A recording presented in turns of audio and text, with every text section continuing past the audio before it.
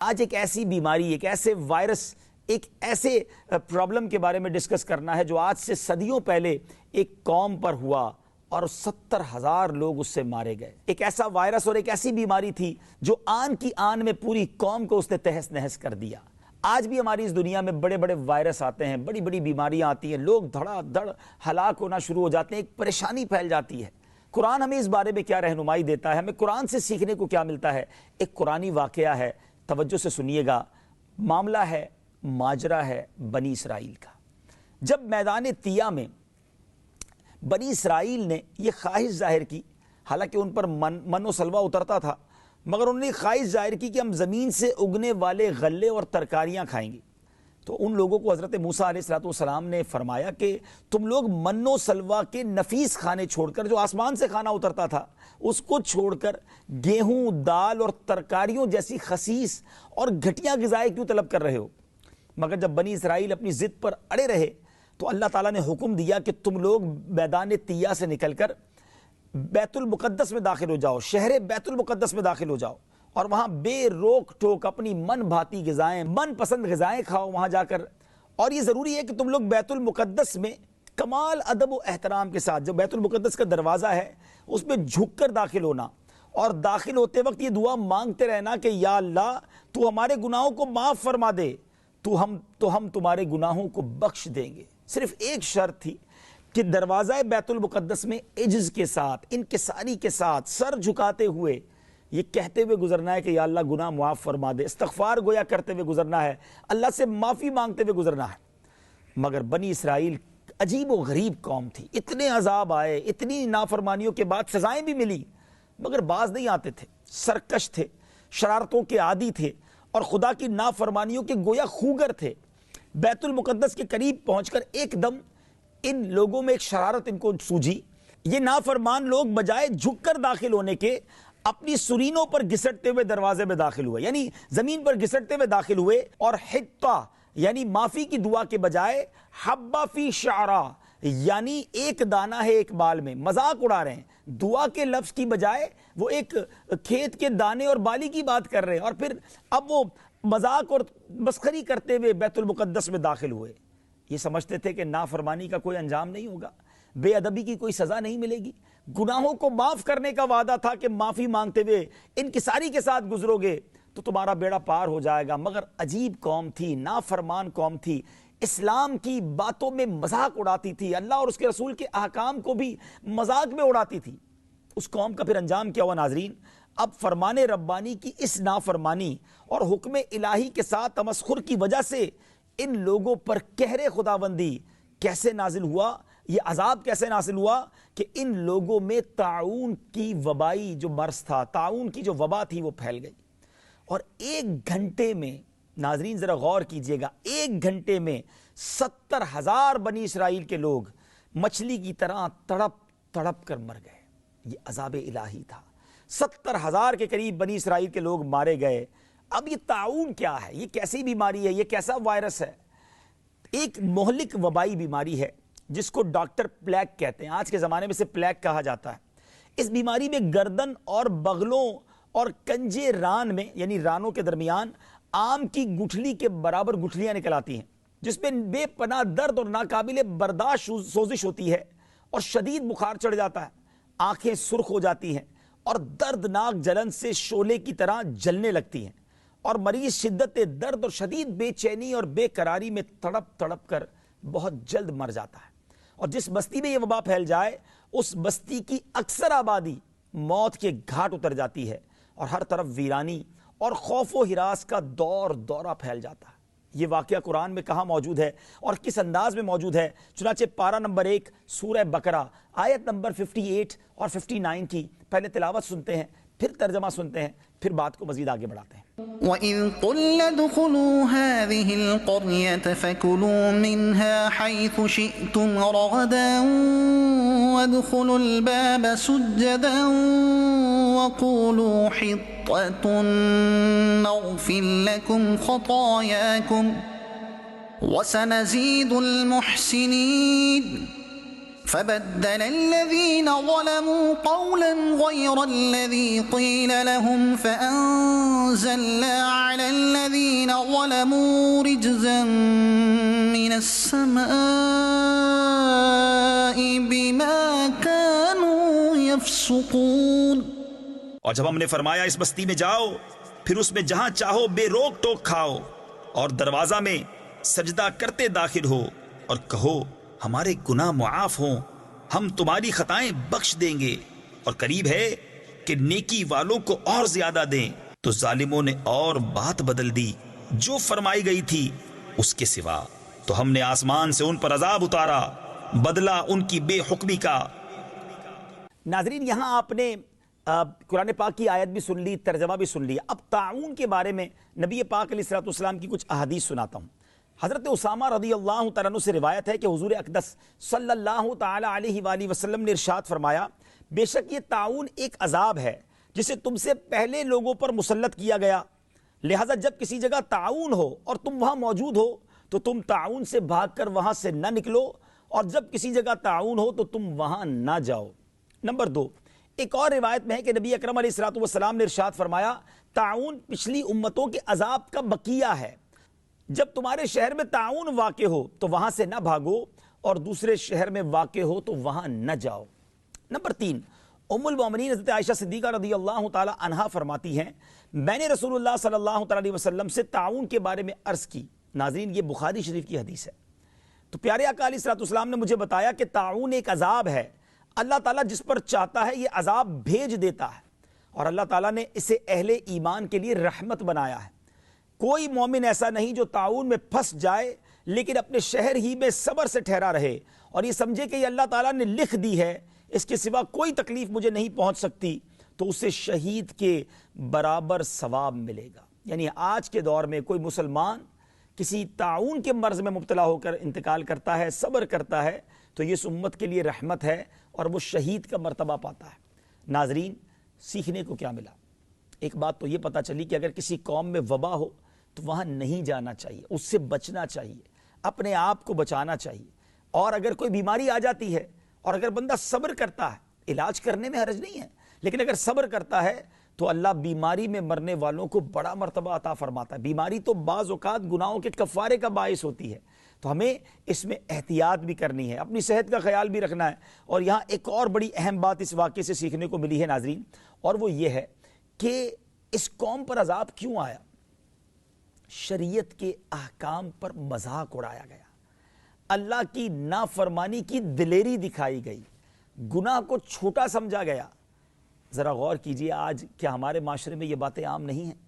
لوگ کبھی نماز کا مذاق اڑاتے ہیں، کبھی مذہبی حلیے کا مذاق اڑاتے ہیں، کبھی اللہ رسول کے احکام کا مذاق اڑاتے ہیں، کبھی جنت کا، کبھی دوزخ کا، کبھی فرشتوں کا مذاق اڑایا جا رہا ہوتا ہے۔ معاذ اللہ جہنم کے عذاب کو کامیڈین ایک طرح سے مزاحیہ خاکوں میں پیش کیا جاتا ہے کہ وہاں تو سارے وہ لوگ ہوں گے اور فلموں ڈراموں والے ادھر ہی ہوں گے، تو میں بھی ادھر جاؤں گا۔ عجیب عجیب خاکے، عجیب عجیب باتیں، یعنی اللہ کے عذاب کی کوئی سختی نہیں ہے۔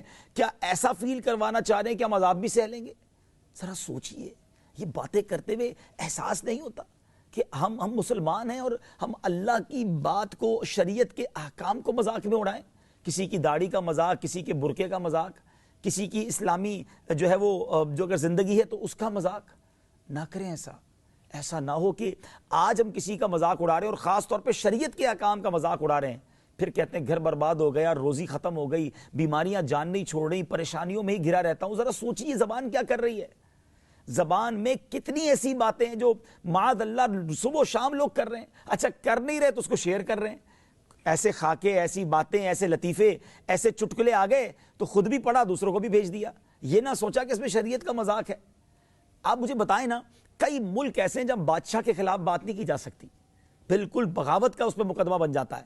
کئی ملک ایسے ہیں جہاں اس ملک کی فوج کے خلاف بات نہیں کی جا سکتی۔ اگر کسی ملک کی سلطنت ہے تو وہاں سلطنت کے خلاف بات نہیں کی جا سکتی، بڑے بڑے لوگ ڈرتے ہیں۔ تو ٹھیک ہے، اگر اس ملک کا یہ قانون ہے تو جب ممالک کے بادشاہوں، ممالک کی افواج، ممالک کی سلطنت کے بارے میں بات نہیں کر سکتا کوئی اس کے مخالف بات نہیں کر سکتا، تو اللہ رسول کے بارے میں مسلمان کیسے بات کر سکتا ہے؟ آپ خود سوچیں نا، یعنی ایک دنیا کے حکمران کا ادب ہے، احترام ہے، خوف ہے، ڈر ہے کہ سزا ہو جائے گی، شریعت کے احکام کا کوئی خوف نہیں ہے, قرآن و حدیث کی بات کا کوئی احترام نہیں ہے. ایک بات نہیں مانی تھی اس قوم نے کہ کہا گیا تھا معافی مانگتے ہوئے اس سے گزرنا دروازے سے, اور لوگ مذاق اڑاتے ہوئے گزرے تھے. میرے پاس بہت سارے جملے ناظرین میں بول نہیں سکتا.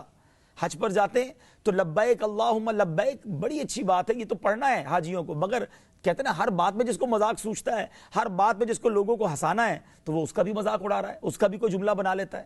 مارے جائیں گے, پھنس نہ جائیں. یہ بے ادبی کہیں تباہ و برباد نہ کر دے. بعض اوقات چند جملے ایمان اکارت کر دیتے ہیں. ہمیشہ یاد رکھے با ادب با نصیب, بے ادب بد نصیب. ہمیشہ با ادب رہیے, بے ادبی نہ کیجیے. ناظرین ایک بات پہلے سمجھیے, پلیز ذرا غور سے سنیے. سب سے قیمتی چیز کیا ہے ہمارے پاس؟ مسلمان کے پاس جو سب سے قیمتی چیز ہے نا, وہ اس کا ایمان ہے. دیکھیں نا, اگر کسی کے پاس دنیا کی بہت ساری دولت ہو, زبردست مال و اسباب ہوں, ایمان نہ ہو, یہ دولت کس کام کی, یہ شہرت کس کام کی؟ کیونکہ جو بے ایمان ہے نا, جو کفر پر مرے گا, وہ ہمیشہ ہمیشہ جہنم میں رہے گا. تو کس کام کا یہ مال و دولت, کس کام کا یہ مال و اسباب؟ ایمان ہے تو سب کچھ ہے. ایک حدیث پاک ہے, انما الاعمال بالخواتیم, اعمال کا دار و مدار خاتموں پر ہے. یعنی مسلمان رہا بھی اور مسلمان مرا نہیں تو بھی سارے اعمال برباد ہو جائیں گے. حج, عمرے, زکوٰۃ, خیرات, نمازیں, روزے, یہ سب جب کام آئیں گے جب میں اور آپ ایمان لے کے قبر میں جائیں گے. اگر کوئی بے ایمان قبر میں گیا تو everything will be demolish, ختم, وینشڈ, فنش ہو جائے گا, نل اینڈ وائڈ ہو جائے گا. تو آپ ذرا سوچئے کہ ایمان کی حفاظت کی ہمیں کتنی فکر ہونی چاہیے. اور یہ جو بے ادبیاں ہیں نا, جس کی عادت ہے بہت بولنے کی, بات بات پہ مذاق کرنے کی, ہر چیز کا مذاق بڑھانے کی, بعض اوقات یہ لوگ ایمان سے ہاتھ دھو بیٹھتے ہیں. جی ہاں, ہو سکتا ہے اب کسی کے ذہن میں سوال آ رہا ہو کہ یار کیا ایمان ایسی نازک چیز ہے کہ ایک جملے سے چلا جائے گا؟ اب میں آپ سے ایک بات پوچھتا ہوں, اگر کوئی شخص ساری زندگی بے ایمان رہے, غیر مسلم ہو, اور مرنے سے کچھ دیر پہلے صدق کے دل کے ساتھ, پکے دل کی یقین کے ساتھ کلمہ پاک پڑھ لے, تو وہ کیا ہو جائے گا؟ 70 سال غیر مسلم رہا, آخری دن کلمہ پڑھ لیا دل کی صداقت کے ساتھ, یقین کے ساتھ, تو وہ مسلمان ہو جائے گا. پتہ چلا ایک جملہ کفر کی وادی سے کسی کو اسلام کی وادی میں, اسلام کے نور میں داخل کر سکتا ہے. تو ایک جملہ ہی مسلمان کا کہا ہوا بے ادبی والا اسے کفر میں لے جا سکتا ہے, اس کا ایمان برباد ہو سکتا ہے. میں آپ کو ایک آج کتاب سجیسٹ کرنا چاہتا ہوں ناظرین, پلیز اس کو ایزی نہ لیجیے, اور خاص طور پہ میری بہنیں, اسلامی بہنیں بھی پڑھیں, اسلامی بھائی بھی پڑھیں. اچھا, اسلامی بہنوں میں ایک اور پرابلم ہوتا ہے, یا ایک تو یہی ہے مذاق, اور آج کل جو یہ کامیڈی شو اور جو خاکے چل رہے ہیں اور اس میں لوگ بڑا انجوائے بھی کر رہے ہیں, ہنس بھی رہے ہیں, یہ بے ادبی والا معاملہ. اس کے علاوہ ایک اور بڑا مسئلہ ہے, اور وہ یہ ہے کہ جب گھر میں کوئی غم کا معاملہ آ جائے, کوئی اچانک میت ہو جائے, کوئی ایکسیڈنٹ ہو جائے, کوئی ڈکیتی ہو جائے, کوئی چوری ہو جائے, کوئی بیماری بڑی آ جائے, تو اب وہاں ناشکری کے ایسے الفاظ کہے جاتے ہیں, ایسے جملے کہے جاتے ہیں کہ جس سے انسان کا ایمان برباد ہو سکتا ہے. معاذ اللہ, بعض اوقات اللہ کو یا تو ڈائریکٹلی یا مفہومی طور پہ ظالم کہہ دیتے ہیں کہ اللہ کو ہمارا ہی گھر نظر آیا تھا, معاذ اللہ, میرے بچے کو کیوں لے لیا, اللہ نے انصاف نہیں کیا. یعنی رب عز و جل کو ناانصافی کرنے والا, اللہ کو ظالم کہنے والا, کیا مسلمان رہ سکتا ہے؟ پلیز سوچیے. میں جس کتاب کا آپ کو حوالہ دینے جا رہا ہوں وہ ضرور پڑھیے اور اپنے گھر والوں کو بٹھا کر سنائیے. وہ کتاب ہے کفریہ کلمات کے بارے میں سوال و جواب. میرے شیخ طریقت امیر اہل سنت نے یہ کمال کی کتاب ہمیں لکھ کر دے دی ہے, اور یہ دعوت اسلامی کی ویب سائٹ پر بھی موجود ہے, dawatIslami.net سے ڈاؤن لوڈ کر لیں. مکتبۃ المدینہ کال کر کے بھی منگوا سکتے ہیں, کالنگ نمبر بھی آپ اسکرین پر دیکھ رہے ہیں. پلیز پڑھیں, ایمان سے بڑھ کر کچھ نہیں ہے. آپ کی نئی گاڑی ہوتی ہے, آپ اسے گیرج میں رکھتے ہیں, اور قیمتی گاڑی ہوتی ہے, گارڈ بھی ساتھ رکھتے ہیں. قیمتی موبائل ہوتا ہے تو جیب میں سنبھال کے رکھتے ہیں, بہت سارے کور اس کو چڑھا لیتے ہیں کہ یار اسکریچ نہ پڑ جائے. دنیا کی قیمتی چیزوں کی حفاظت کریں گے, اور میرے پاس جو سب سے قیمتی چیز ایمان ہے اس کی حفاظت کی فکر نہیں کریں گے. تو خدا را سب سے پہلے پڑھیے کہ وہ کون سی چیزیں ہیں جو ایمان برباد کر سکتی ہیں. پھر دوسرا, اپنی زبان کو لگام دیں. جب حکومت کے بارے میں بات کرتے میں 100 بار سوچتے ہیں. فوج اور سلطنت کے بارے میں, بادشاہوں کے بارے میں بات کرنے میں ممالک میں پابندی ہوتی ہے, اور بات کرنے والے پر بغاوت کا مقدمہ لگا دیا جاتا ہے, جو ٹھیک ہے اس ملک کا قانون ہے. تو وہاں بولنے سے پہلے سوچیں گے, اور شریعت کے معاملے میں کچھ نہیں سوچیں گے. خدا را عقل مندوں کے لیے اشارہ کافی ہے. جبھی تو دعوت اسلامی کے اجتماعات میں ایک بڑا پیارا نعرہ لگایا جاتا ہے, پہلے تولو بعد میں بولو. بول کر پچھتانے سے بہتر ہے پہلے سوچ لینا کہ یہ کہنا چاہیے کہ نہیں, یہ ادب کے منافی تو نہیں, یہ بے ادبی تو نہیں, کہیں یہ گستاخی تو نہیں, کہیں یہ جملہ مجھے میرے ایمان سے خارج تو نہیں کر دے گا. پلیز زبان کی جو بات ہے وہ بڑی نازک ہے. آخر میں آپ کو ایک حدیث سناتا ہوں. اللہ کے حبیب علیہ الصلوۃ والسلام فرماتے ہیں جس کا مضمون ہے کہ تم مجھے 2 چیزوں کی گارنٹی دے دو, میں تمہیں جنت کی گارنٹی دیتا ہوں. اب بتائیے, جنت کی گارنٹی مل جائے تو اور کیا چاہیے, لیکن جنت کی گارنٹی کے لیے 2 چیزوں کو سنبھالنا ہے, اس کا پراپر یوز کرنا ہے, اس کو غلط استعمال سے بچانا. اور وہ 2 چیزیں کیا ہیں؟ آقا نے فرمایا وہ 2 داڑھوں کے درمیان والی اور 2 ٹانگوں کے درمیان والی چیز ہے, یعنی زبان اور شرمگاہ, پرائیویٹ پارٹ. ان دونوں چیزوں کو رانگ یوز کر کے بندہ جہنم میں بھی جا سکتا ہے. ان دونوں چیزوں کا پاکیزہ استعمال کر کے, حلال استعمال کر کے انشاءاللہ جنت میں بھی جا سکتا ہے. امید کرتا ہوں آج کے اس پیغام قرآن کو دل میں جگہ دیں گے, اپنی زبان سے غلط بات نہیں کریں گے, اور خاص طور پر جہاں اللہ رسول کی بات کرنی ہے, جہاں شریعت کی بات کرنی ہے, وہاں اٹینشن ہو جائے, وہاں کانشیس ہو جائیں, خیال کریں, غلطی نہ ہو جائے, بے ادبی نہ ہو جائے, گستاخی نہ ہو جائے, میرے ایمان پہ کوئی اثر نہ آ جائے, میرا رب مجھ سے ناراض نہ ہو جائے. کیونکہ اللہ ہی سے تو شفا لینی ہے, اللہ ہی سے تو روزی لینی ہے, اللہ ہی سے تو مدد لینی ہے, اسی سے ہی تو ساری مصیبتیں حل کروانی ہے, اسی کے بارگاہ میں دعا کرنی ہے. مثال دیتا ہوں, آپ کسی بندے کو ناراض کر دیں اور پھر کہیں میری مدد کرو. اب بتائیں وہ آپ کی مدد کرے گا؟ پہلے آپ نے اس کی گستاخی کی ہے, اس کو تنگ کیا ہے, اس کو پریشان کیا ہے, اس کے بارے میں بری باتیں کی ہیں, اور اب آپ کہہ رہے ہیں میری مدد کر دو. دنیا میں جب ہم یہ سوچتے ہیں کہ یار جس سے کام نکلتا ہے اس کو ناراض نہیں کرنا, بلا تمثیل اللہ تبارک و تعالیٰ کو ناراض بھی کرتے ہیں اور پھر اللہ سے مدد بھی مانگتے ہیں.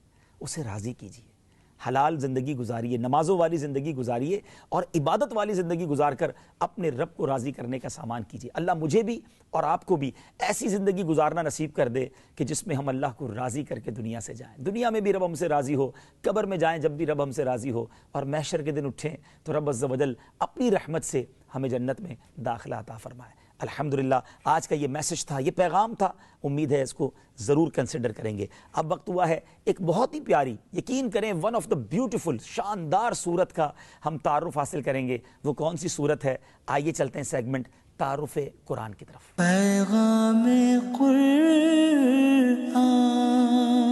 ناظرین وقت ہوا ہے ہمارے خوبصورت سیگمنٹ پیغام قرآن میں تعارف قرآن کا. آج سیگمنٹ تعارف قرآن میں اس صورت کا تعارف حاصل کریں گے جو ہم سب کو تقریباً یاد ہوتی ہے, سبھی بہت شوق سے پڑھتے ہیں, اور ہم سب کو صورت سے محبت بھی بہت ہے, اس لیے کہ اس میں میرے رب عز و جل کی شان بیان ہوئی ہے, اللہ کی وحدانیت کا تذکرہ ہے, رب عز و جل کی شان بے نیازی کا تذکرہ ہے, اور جب بھی پڑھتے ہیں مزے کو بھی مزہ آ جاتا ہے. جی ہاں, وہ کوئی اور صورت نہیں, قرآن پاک کی صورت سورہ اخلاص ہے. سورہ اخلاص کا آج تعارف حاصل کریں گے. سورہ اخلاص کہاں نازل ہوئی, مقام نزول کیا ہے؟ سورہ اخلاص ایک قول کے مطابق مکی اور ایک قول کے مطابق مدنی ہے, یعنی یا تو ایک قول کے مطابق وہ مکے میں نازل ہوئی ہے, ایک قول یہ ہے کہ وہ مدینے میں نازل ہوئی. رکوع اور آیات کی تعداد, اس صورت میں 1 رکوع اور 4 آیتیں ہیں, صرف 4 آیتیں ہیں مگر کمال کی آیتیں ہیں. سورہ اخلاص کے اسماء اور ان کی وجہ تسمیہ, مفسرین نے اس صورت کے تقریباً 20 نام ذکر کیے ہیں, ان میں سے 4 نام یہاں ذکر کیے جاتے ہیں. نمبر 1, اس صورت میں اللہ تعالیٰ کی خالص توحید کا بیان ہے, اس وجہ سے اسے سورہ اخلاص کہتے ہیں. نمبر 2, اس صورت میں یہ بتایا گیا کہ اللہ تعالیٰ ہر نقص عیب سے بری اور ہر شریک سے پاک ہے, اس مناسبت سے اسے سورہ تنزیہ کہتے ہیں. نمبر 3, جس نے اس صورت سے تعلق رکھا وہ غیروں سے الگ ہو جاتا ہے, اس لیے اسے سورہ تجرید کہتے ہیں. نمبر 4, اسے پڑھنے والا جہنم سے نجات پاتا ہے, اس بنا پر اسے سورہ نجات بھی کہتے ہیں. سبحان اللہ. اور سورہ اخلاص کے کئی فضائل احادیث میں وارد ہوئے ہیں, 3 حدیثیں اور 1 وظیفہ, آئیے آپ کو بتاتا ہوں. نمبر 1, حضرت ابو سعید خدری رضی اللہ تعالیٰ عنہ سے روایت ہے کہ نبی اکرم علیہ الصلوۃ والسلام نے ارشاد فرمایا, کیا تم میں سے کوئی اس سے عاجز ہے کہ وہ رات میں قرآن پاک کا 1/3 پڑھ لے, یعنی 1/3 آف قرآن ایک رات میں پڑھ لے؟ صحابہ کرام علیہم رضوان نے عرض کی کہ حضور یہ بات تو مشکل ہے, یعنی ان کو یہ بات مشکل معلوم ہوئی. تو انہوں نے عرض کی, یا رسول اللہ صلی اللہ تعالیٰ علیہ وسلم, ہم میں سے کون اس کی طاقت رکھتا ہے کہ رات کے ایک حصے میں 1/3 آف قرآن, 1/3 قرآن پڑھ لے؟ سرور کائنات علیہ الصلوۃ والسلام نے فرمایا, سورہ اخلاص 1/3 قرآن کے برابر ہے, یعنی گویا اگر کوئی ایک بار سورہ اخلاص پڑھ لے 1/3 قرآن پڑھنے کا ثواب ملتا ہے, 3 بار پڑھ لے تو پورے قرآن کا ثواب ہو گیا نا. سبحان اللہ. دوسری حدیث سنتے ہیں, حضرت عائشہ صدیقہ رضی اللہ تعالی عنہا فرماتی ہیں, اور یہ بخاری شریف کی حدیث ہے, کہ حضور پرنور علیہ الصلوۃ والسلام نے ایک شخص کو ایک لشکر میں روانہ کیا. وہ اپنے ساتھیوں کو نماز پڑھاتے, سورہ فاتحہ کے بعد سورت ملانے کے بعد سورہ اخلاص پڑھتے تھے. جب لشکر واپس آیا تو لوگوں نے نبی پاک سے یہ بات ذکر کی. آپ علیہ الصلوۃ والسلام نے فرمایا ان سے پوچھو یہ ایسا کیوں کرتے تھے ہر رکعت میں سورہ اخلاص. جب لوگوں نے ان سے پوچھا تو انہوں نے جواب دیا کہ یہ سورت رحمان کی صفت ہے, اس وجہ سے میں اسے پڑھنا پسند کرتا ہوں. نبی پاک علیہ الصلوۃ والسلام نے ارشاد فرمایا اسے بتا دو کہ اللہ تعالیٰ اس سے محبت فرماتا ہے. کیا بات ہے, سورہ اخلاص سے محبت کرنے والے کو اس سے اللہ محبت فرماتا ہے. نمبر 3, حضرت انس رضی اللہ تعالیٰ عنہ سے روایت ہے اور یہ ترمذی شریف کی حدیث ہے. ایک شخص نے سید عالم علیہ الصلوۃ والسلام سے عرض کی مجھے اس سورت سے بہت محبت ہے. ارشاد فرمایا اس کی محبت تجھے جنت میں داخل کر دے گی. واہ بھائی واہ. اب امید کرتا ہوں کہ تمام ناظرین کو بھی محبت ہو گئی ہوگی.